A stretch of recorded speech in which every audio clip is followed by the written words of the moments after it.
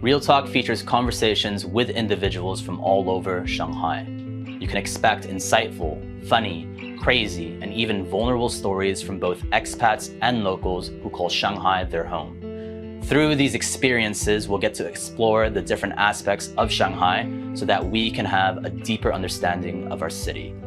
This is Real Talk with Multispective.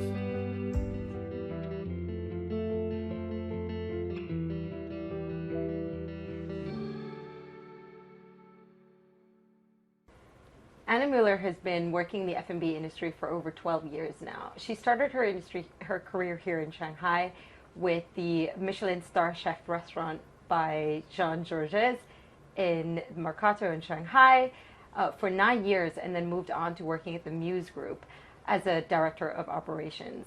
So right now she runs and manages several high-end restaurants in Shanghai, including the Nest, the Cannery, Highline, and many more. We're super excited to have her here. We're going to be discussing about the F&B industry in Shanghai. So welcome to Real Talk, Anna. Thank you. Thank you for having me. So tell us a little bit about sort of what inspired you to get into the F&B industry. I would say it has to do with my upbringing and my life. As a kid, we were traveling a lot. We were moving in between countries. We were in Switzerland, we were in Boston, we were 9 years in Argentina. And for my parents, it was very important to keep me and my sister linked to the European cultures, the history of Europe in general. So we would travel back to Europe and get to different cities every year. The travels were always kind of with the same format. There would be like big breakfast, like buffet breakfast in the hotel, and then skip lunch because you were in a museum or visiting something, and then dinner was always like in this very authentic restaurant or a very good restaurant that people will recommend. So since the earliest of times, I feel like I've always linked memories of places with food. Interesting. And even now, if I think about Switzerland, maybe I will think about this little ladybug formed chocolate that my babysitter used to give me. Boston is me, 3 years old, crying because my parents were having lobster and I was having the roasted corn. Argentina dulce de leche would be probably what makes me go back into time. So I think that what inspired me, since my major actually was in Chinese and Asian cultures, but what inspired me was this connection that food has with history, cultures, and memories. Right. So I just decided to, you know what, I don't want to be a translator, but I want to communicate with people and talk also through food. Interesting. Yeah, I do see that a lot of people sort of that find themselves in the F&B industry generally are connected on a very deep level. It's a very passion-based kind of industry. It has to be I mean, it doesn't have to be, but normally it should be a very passion, like deep level that connects you with it. Yeah. And you often do see that in like the service aspect of it as well. Like when they feel passionate about wine, they will sell it with all their heart, right? So tell us a little bit about the concepts of your Muse Group restaurants. So the Muse Group is actually quite big in this moment. I think we have like 40 projects, but I'm in charge as a director of operations for 9 of them. And it's what really made me want to go inside the Muse Group is that even only this 9 restaurants, they're all so different one from the other one. They have this really strong identity. So you need to manage all of them. So you need to kind of create this SOP and the systems behind the scenes, but you need to be able to keep the identity and the concept true to itself. You have a few of them. You mentioned before the Nest being this place on the Bund that is very fashionable and it's inspired by Scandinavian cuisine.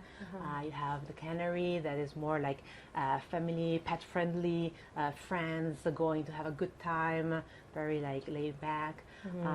Ryan calls it's more about the steaks, Highline, Californian vibes, the palms, this big terrace. Like I don't know, they're all very special and unique, and that's what I think is the strength of our venues, I would say. Yeah, that's really interesting. What would you say, or how would you say, or how would you define rather, a good restaurant? So, you know, I was thinking about certain concepts, right? So they talk about location, price, quality of product, service, atmosphere. What would you say is like the most important here in Shanghai? Or how would you balance those? In Shanghai is different from any other place. Well, not every other place, but most of the places. Location, few years, I've been in China like 17 years. I think that location before was a very important aspect. Nowadays, location, I do not think it's that important anymore since Shanghai has 25 million people. So you have people everywhere. So it's fine. But, and also location, you need to be a little bit careful because if you're going to open a restaurant in a really good location, then the expectation of the customer will be like, you need to be on top of things. Yeah. Like service need to be like high styles to service. The food needs to be like always perfect. So location can be tricky. Price, not important in Shanghai. It's important to know what's your target. Right. But in Shanghai, we know of places like Ultraviolet. That is 6,000. Ultraviolet, Italian Table, the Vittorio. Like you have really expensive restaurants that work and they're fully booked every night. Right. Because let's say in Shanghai, you have the money. So it depends on your concept. And then you need to pay attention to your price. It needs to be in line. Service needs to be also in line with basically what you said. Like the key word that you used was balance. So all of these things need to be balanced out to have a good restaurant. Right. A good restaurant is the restaurant that you go inside the restaurant and you're basically traveling somewhere for 2 hours. Right. Like you go inside and it's the whole experience. Yeah. And to achieve that, it's not only location price, but it's the decoration, the design, the lighting, the music, like the tableware, the uniforms, the service style. So there's a lot of elements. Right. And what makes a good restaurant for me is like where you can see that all details are really thought through. That for me is the goal. Interesting. Yeah. What were some of the learnings or lessons that you had taken away from your time at Mercato versus now as a director of operations? So many. 9 years. 9 years were long. Mercato. Well, working for a Michelin-starred chef like Jean-Georges, you have a lot of responsibility. You are not representing yourself. You're representing, like, I don't even want to, a brand doesn't sound good, but like, you know, like a name, like, it's important. And I think that what I learned, other than being very focused on being very consistent, that was my favorite adjective that a customer would tell me, like, oh, Mercato is so consistent. It will always make me feel happy because I think that's very, very important in Shanghai, to find consistency, to be able to, okay, you go today to a restaurant, you have a good experience, like you enjoy your food, you enjoy service, then you come back maybe after 1 year because there's so many choices, like you're not going to come back tomorrow, no? You come back 1 year, 2 years, and you get the same thing. So that was awesome. And other than that, I think that what I learned from them is to really believe in what you do and what you're presenting to the world, even when you're not understood. Like Mercato was such a new concept because it was let's say Italian restaurant, but by non-Italian chef. So the contaminations were quite a few. And so it was, at the beginning, was a little bit difficult because the customer was expecting an Italian restaurant because it was listed under Italian restaurant. Right. But then you go there and there's all this lemon, even in the lobster ravioli, they have cheese and they have lemon. You have the truffle pizza that at the beginning people was like, what is a truffle pizza with egg in the middle? Like we had a lot of we had to face a lot of challenges, and customer not really understanding it at the beginning. But if you really believe in your product and you really know who you are and what you want to express and to show, then you will be able to talk to these customers that feel a little bit lost and confused, and take them hand by hand into the experience. And when you get to do that, then they will come back, because there's no other place that has what you have. I think that's the most important lesson I learned from them. Yeah, that's beautiful. I mean, that really does speak 1,000 words when we talk about the whole importance of passion and just loving what you do, because it is so much louder than just the idea itself, right? And I feel that to be the case in Shanghai in general. Like, the community of here responds to passion. They respond to that. So definitely. That's amazing. Yeah. Definitely. So what about in terms of being innovative? Because we know that this market in Shanghai is ever changing. It's forever changing. And partly because it is so saturated, like you mentioned, there's so many options. So it kind of requires you to be innovative at all times. Tell me a little bit about that. I think, okay, first, what I'm going to say maybe comes from who I am, because me being Italian, we're creative. But but we value a lot tradition and history and perfection. Right. Yeah. So even in the concepts that I'm following now and directing now, innovating, I don't think it's a key word for us. It's more about adapting and trying to be pure to who you are, to be unique. Like, it's more important for me, my point of view, and again, maybe next week you have someone that is totally innovator and like, technology and whatever. But for me, it's about being unique. It's about like, okay, you own, for example, Nest, inspiration from Scandinavian food. I don't think, and Nest opened 2014, if I'm not wrong, 13, 14. I don't think till this day, I don't think there's another Scandinavian-inspired restaurant. Cannery, West Coast Canadian. I don't think there is. That's true. So, like, you need to adapt. So you need to kind of innovate, for sure. You are changing your menus seasonally, of course. You are tracking what is the offering of, like, the new products. If there's something local that is now good, because maybe 17 years ago, I don't know, the tomatoes were not really tomatoes, but now you have Chongming Island making amazing tomatoes that I think in lockdown we all come to love.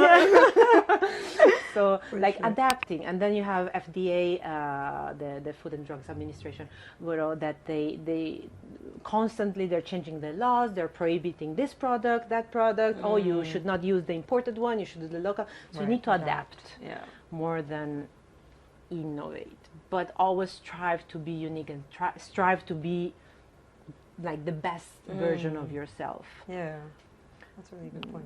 And I agree with that as well. I think that when you take the time to perfect your product, it in itself will sell itself. Like, maybe in China there is a little bit of pressure to innovate all the time, to be different, to stand out, but that can be such a misconception in F&B, because every time you're changing, you're starting something new, which means you've got to learn it again, which means, you are less than perfect again. And so, it's a really good point. Think, there was a moment where I feel like in F&B industry, there was a moment that we thought that it was all about innovation. You had to have the new idea. The new vegan places, or food for mental health, or I don't know. There were these trends, but especially now that a big chunk of foreigners went home, and us as Western restaurants are actually seeing this change on the customer base that is not. Before, I would say 70% foreigners, and now it's 80% locals. So, and trends with locals are much more difficult to put in place. like because there is all the you basically, if you're introducing something too new, could be the time could not be, maybe it's not, they're not ready. So I think that you need to think about where you want to go and how you want to get there. You can have this amazing innovative project or idea, but if you don't have the base, if you don't have the SOPs, the system, the good training, the staff that understands what you're doing, it can be risky. Yeah, that's true. Wow, lots to learn there. I'm going to go back to this innovation. Sustainability is such a big topic right now, and it's almost like people, the younger generation, Gen Z, has become adamant on only sustainable items, products. Has that at any point driven any of your restaurants to try sustainable practices? And how have you adopted sustainability? So it's yes, even with Mercato, but even with Nest and Cannery, like most of our concepts are all concepts that they are based on farm to table, and want to try to find the best local product that you have, because the less distance that a product needs to travel to get to your table, the fresher, the more nutritious, you know. So it's a win, and even the cheaper, because of course if it needs to come from from the little village in Sicily. Exactly. But be like opening Western restaurants, then again it's a little bit tricky, because you need to find again the balance between things, because you do want to give an authentic experience. So let's say olive oil, like I would still prefer having an olive oil from Italy or Spain or Greece if I'm baking a pizza. Just to give an example. But for sure, like nowadays it's easier to, if you want to be sustainable, it's easier, because also you are getting a little bit pressured to be sustainable by FDA and by regulations, because they're really trying to make restaurants use as much as local products that we can. And other than that, you also can actually be environmental friendly in trying to be careful to your wastage. Like restaurants have really big wastage, so if when you are doing the menu engineering, you're proactively thinking, I don't know, you are serving like a short rib, like maybe you are cutting a certain piece of the short rib to serve, and you have some trimmings or something, like why don't you use that to do a beautiful ragu, or like a stuffing for ravioli, or like if you really try to avoid wastage, and you try also to be careful with the use of plastic, then you're already like also there you're helping a lot, and we should be helping. That's interesting that you say that. So literally from the time of planning their menu, they are already thinking about how can you use every single piece of item that you're using in one dish and continue it on to the next. And yeah, that's a really nice way to think about it. I remember I was working in a hotel at one point in Hong Kong, and I don't know if that rule or the regulation applies here, but in Hong Kong, if they serve a buffet, whatever is left over, it goes to the bin, whether you want it or not. And, you know, there was so much outroar in the industry about that, because it's like the food is fresh. Some of it is like cold cuts that doesn't even need to be cooked. And instead of throwing it, why not serve the community, serve, you know, shelters and homes that may need it? Is that changing? Is that an issue in China, and is that changing? Well, it is an issue. I actually never, I don't know from where I learned this, but it is an issue because if I'm not mistaken, it's not allowed in China to use the less wastage, how you want to say it, like for the community. So that's why it's very important that we kind of look Try to use into it and avoid throwing away, as you said, like all this product that is Yeah. perfectly good food, but it just cannot be sold to our customers. Yeah. And then Yeah, for where does it go? Yeah. Yeah, I know that's something that I always hoped that would change, but I don't think it's still there. Not really sure why, but Yeah, they just say it's like hygiene purposes and transporting it, which I means think that it's there could be logistics, right? hygiene and logistics. I think it's these two things. Yeah. And actually, during lockdown, we had not the same thing, but we had a same experience of the logistic problems in Shanghai because it's such a big city. Like I think at the beginning of the lockdown, there was some trucks of vegetables from other provinces, and because they didn't have the means of getting it to the doors, they just ended up just going to waste. wasted. Of course. So it needs to be something that I hope they try to fix, but it's fixable on a logistic perspective. Like it has to be fixed on a logistic perspective, and it's not easy to fix. I'm afraid. For sure. Yep.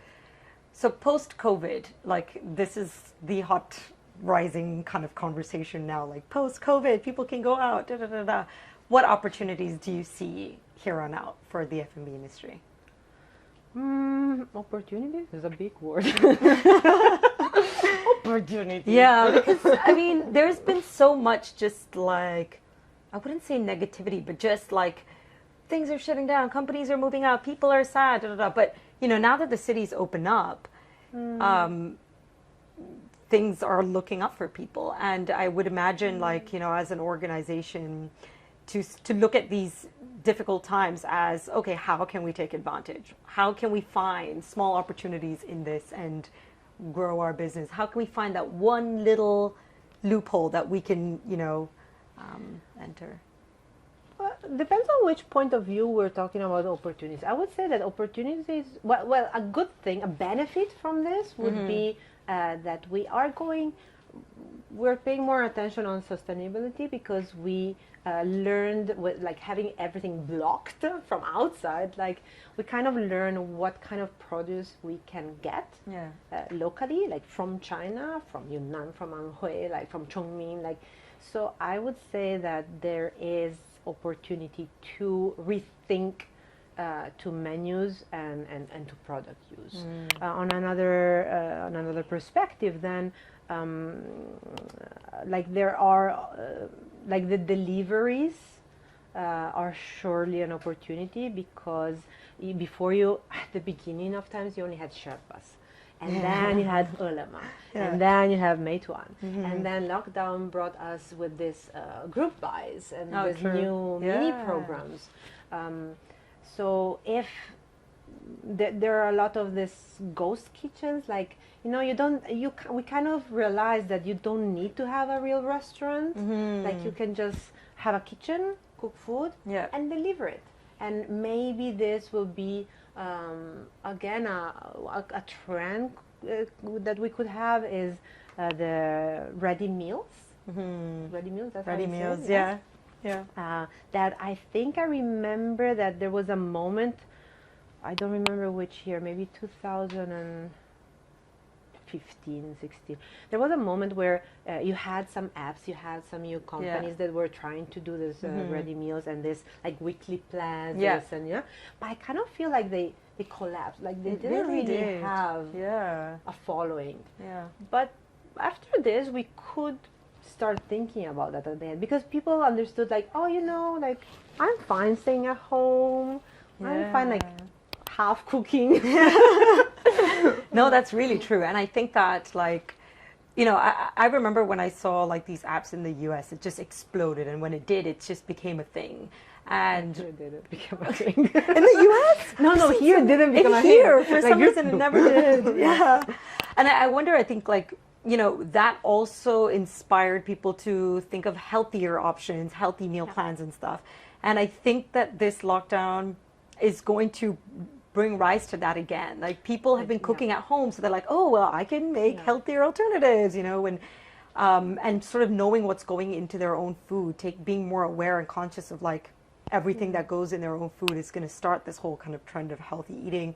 Meal plans comes into place and all of these kind of things. So yeah, definitely really cool. that would be something, because the first time we had a lockdown in 2020 was too short. I feel that this one being longer, like we all had that moment, like maybe the first 2 weeks, like, oh, I'm just stuff my mouth and like lie on the sofa and watch Game of Thrones or whatever. Guilty. And then at one point you're like looking at the scale like, no, I cannot go on like this if this is not going to finish tomorrow. So then you started like thinking about it and like trying to be more healthy, trying to cook, and then also you didn't have a lot of produce, so yeah, that's true. Yeah, and routine as well in general, right? Like people have started talking about routine, like talking about how important routine is to mental health. Yeah, talking about when they were going into, we did an interview with someone else in one of our previous episodes. Shout out. She stayed in the central quarantine and she was telling us about how important routine was. And at the beginning, she struggled with that. But then once she started getting into a routine, things started to fall in place in her head, like organizing and everything. And again, this ties in so well with that, those meal plans and everything. So yeah, that's really cool. Yeah, I look forward to it. And I think if that does, you know, come out into the world, I would definitely. We will all be a more beautiful population. For sure, everyone's just gonna be like slimmed down. Yeah, we're super excited, and like I'm super excited to see like what the group has got, you know, coming forward. You know, any future projects and everything. I can't wait to like hear about all of that and learn about what else is going to be there in the future for Shanghai in terms of F&B. So. Thank you very much, Anna, for being here with us today. Thank you. Such a pleasure. Mine, all mine. Thank you very much for inviting me. We'd also like to give a special thanks to our producer, videographer, sound engineer, and everything else in between, Joe Mills. The show would be nothing without you. If you enjoyed the episode and would like to help support the show, please follow or subscribe. Also, we would love to hear from you. Give us feedback by rating and reviewing on any of our different platforms listed in the description. This is Joseph. This is Jenica. And we are Multispective.